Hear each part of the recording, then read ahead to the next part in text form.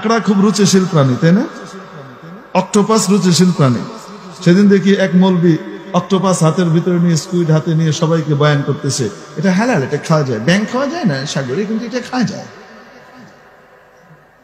আপনারা খেতে পারেন। আমাদের মুসলমানের বাচ্চা মুসলমান এখন কাঁকড়া খেতেছে। আল্লাহ কি মাছ দুনিয়াতে সাগরে কম দিছেন? এত প্রকারের মাছ আল্লাহ তাআলা দিছেন। এত মাছ দেওয়ার পরেও আমাদের ভাল লাগতেছে না, আমাদেরকে ওই কাঁকড়াই খেতে হবে, আর ওই যে অক্টোপাসই খেতে হবে, যেটা হানাফি মাযহাবে পরিষ্কার ভাবে হারাম, পরিপূর্ণভাবে হারাম হানাফি মাযহাব। আল্লাহ আমাদেরকে হেফাজত করেন বলে আমিন। একটি প্রশ্ন করেছেন, সামুদ্রিক কাঁকড়া, হ্যাঁ কাছিম, আপনার কাছিম বলেন, কচ্ছপকে, হ্যাঁ কাছিম, কচ্ছপ বা অক্টোপাস খাওয়া যাবে কি? হ্যাঁ, সামুদ্রিক যত কিছু আছে সব খাওয়া জায়েজ, একমাত্র বিষাক্ত সাপ ইত্যাদি এই ধরনের যেগুলি আছে এগুলি ছাড়া সবকিছু খাওয়া জায়েজ। এটা স্পষ্ট হাদিসে রয়েছে। খাওয়া জায়েজ মানে আপনাকে খেতে হবে, আমাকে খেতে হবে, জরুরি না। আপনার রুচি হলে খান, আর না হলে খাবেন না, কিন্তু খাওয়া জায়েজ। নবী করিম সাল্লাল্লাহু আলাইহি সাল্লামকে সাহাবীরা জিজ্ঞাসা করেন যে, ইয়া রাসূলুল্লাহ, ইন্না নারকাবুল বাহরা ওয়া নাহমিলু মা'ানা কালীলাম মিনাল মা, আমরা সাগর পথে সমুদ্রে সফর করি এবং অল্প স্বল্প মিষ্টি পানি নিয়ে সফর করি, সব তো লোনা পানি। আফানা তাওয়াদ্দু মিন মাইল বাহরি, তাহলে সাগরের লোনা পানি দিয়ে কি উযু করতে পারবো?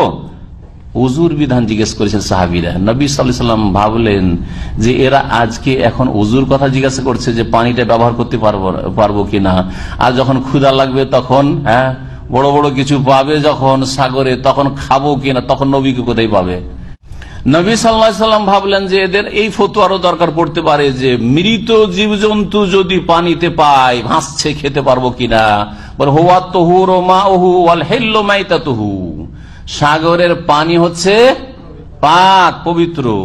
ওয়াল হিল্লু মাইতাতুহু, আর সাগরের পানির যত জীবজন্তু যদি মৃত পাও, জীবন্ত নয়, মৃত পাও, তাও সেটা হচ্ছে ওয়াল হিল্লু হালাল। এই কথা বলেন নবী সাল্লাল্লাহু আলাইহি ওয়াসাল্লাম, শুধু মাছটা হালাল আর বাকিগুলো হালাল নয়, সব হালাল। তবে কি প্রাণী হইতে হবে? হ্যাঁ, পানির প্রাণী হইতে হবে, স্থলচর প্রাণী বা উভয়চর প্রাণী না হয়। বুঝেন না? স্থলচর প্রাণী মানে স্থলে থাকে, তাহলে তখন দেখতে হবে তার জন্য আলাদা হুকুম আছে। আর উভয়চর প্রাণী, পানি তো থাকতে পারে আবার শুকনোতে থাকতে পারে, এইরকম যদি হয় তাহলে কিন্তু এই হুকুম প্রযোজ্য না। পানিতে পেয়ে যান মারা, কিন্তু শুকাতো বাস করতে পারে, তাহলে খাওয়া জায়েজ না। হ্যাঁ, কিন্তু দেখতে হবে সেটা জায়েজ হচ্ছে কিনা, তখন আলাদা লক্ষণ আছে। ওই যে দাঁত, হিংস্র পশুর যে দাঁত থাকে ওটা আছে নাকি, অথবা পাখির ক্ষেত্রে যে আছে বিধান, এগুলো দেখতে হবে।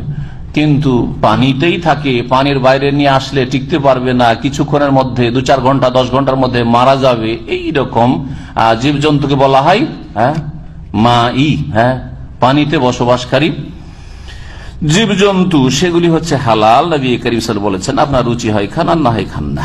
আমি বলছি হালাল, কিন্তু আমি কচ্ছপ খাইনি, অনেকে খাই না বলি না, খাইনি এখন পর্যন্ত। জায়েজ কখনো খেতে পারি প্রয়োজন হলে, বুঝা গেছে কিনা? আমি বলছি যে কাঁকড়া হালাল, কিন্তু কাঁকড়া আমি খাইনি বা খাই না, কিন্তু খেতে পারি কখনো প্রয়োজন হলে। জি, বুঝা গেছে।